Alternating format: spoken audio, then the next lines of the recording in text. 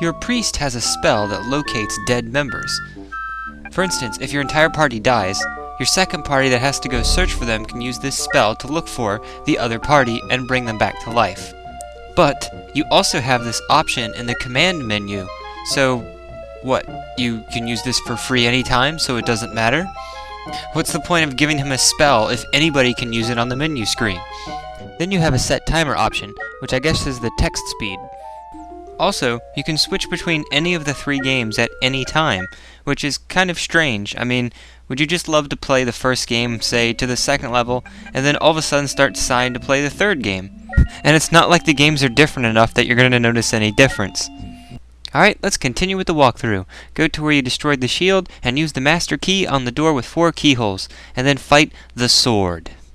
Then, as soon as you go downstairs, turn around, and then go forward and into the door. In this dark room, you will fight the helmet. However, instead of being next to all the other armor pieces, the final armor piece you'll have to seek out in the cave. You'll eventually search every single place on this floor and find only one space you have not visited, and yet it's through a door that you cannot enter. So what do? Once you reach a high level, somewhere around 15 or lower, you will develop the Malar Spell. This allows you to teleport to any space in the game, even spaces you have not visited yet. However, if you teleport into a wall, you'll lose your entire party, and those members cannot be found if you send out a search party.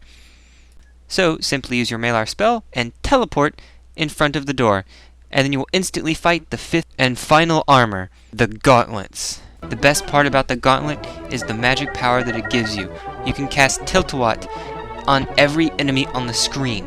So if you get attacked by 30 people, like these bees, you can just wipe them all out in one turn, and quickly build your experience. One thing I'd like to note about this game are the bosses. Bosses are extremely fast. You will either die within the first 2 or 3 turns, or you will kill them in 3 to 4. It's literally that hard. You have to know exactly what to do from the very beginning to stand any chance of winning against a boss. So if you don't know what you're doing, get ready for an instant massacre. Therein lies the strategy to figuring out the certain boss battles. Once you actually level up to a high degree and get the highest level spell at level 7, do not cast it. It takes so much energy from you, it actually lowers one of your levels to cast it. In a game this hard, you cannot afford to lose a level.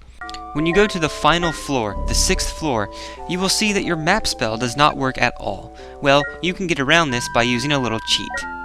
Access your Malar Spell, and you will be able to select any of the 6 floors and look at them, and it actually displays for you every single place you've traveled across the entire game. And this does not count as using your Malar Spell until you actually select where you want to teleport. So this is basically giving you the map spell for free, so you can keep using it indefinitely to keep track of your progress on the 6th floor. Once you reach the end, you'll find the apparition you discovered at the beginning of the game. She only says one thing: one alone. Now, what does this mean? That only one of my characters can go in? Well, maybe they need to wear all 5 pieces of the armor. If you have no one wearing the armor, you teleport back to town. And if you have all 5 pieces spread out among different people, then you also teleport back to town. However, after doing some research, and by research I mean GameFAQs.com walkthroughs, in the Nintendo and PC versions, if you went in here without wearing the KOD armor, you would be killed and then sent back to town. If one person was only wearing 1 piece of the Knight of Diamonds armor, then I think you lived and were teleported to town, but I'm not sure. As I tried going in there without anyone wearing any KOD armor at all, without everyone wearing a piece of armor, and with one person going in there without wearing any armor at all, and I kept teleporting. I guess they decided to fix this for the Super Nintendo version. So yes, the one only refers to only one person going through wearing the Knight of Diamonds armor. So unequip everyone but one person, someone who you think can survive the entire 6 floors of the dungeon all the way down to the door you just were. And thankfully, there's no boss for only one of your characters.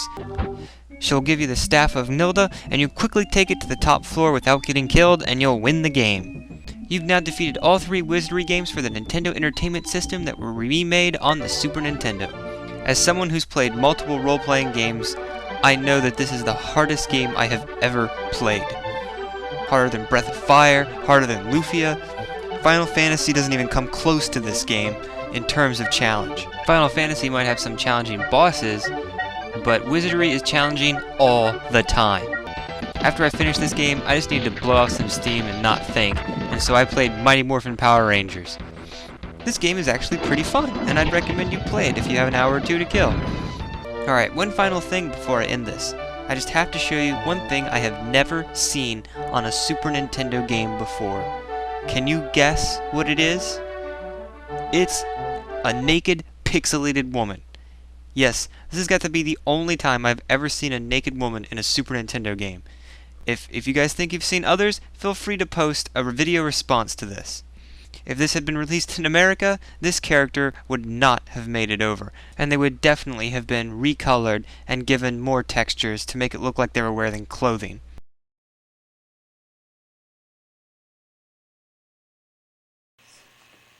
So many months playing.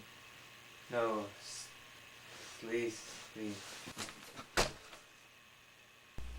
Can you truly say you beat the game when you haven't gotten 100% completion? I can't believe I have to play through this entire game, walking on every single space on the entire map in order to consider it 100% complete. 100% complete. 100% complete. 100% complete. 100%.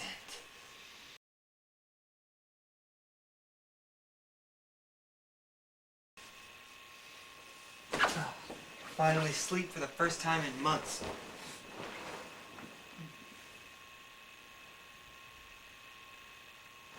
But wait. Are there more Wizardry games?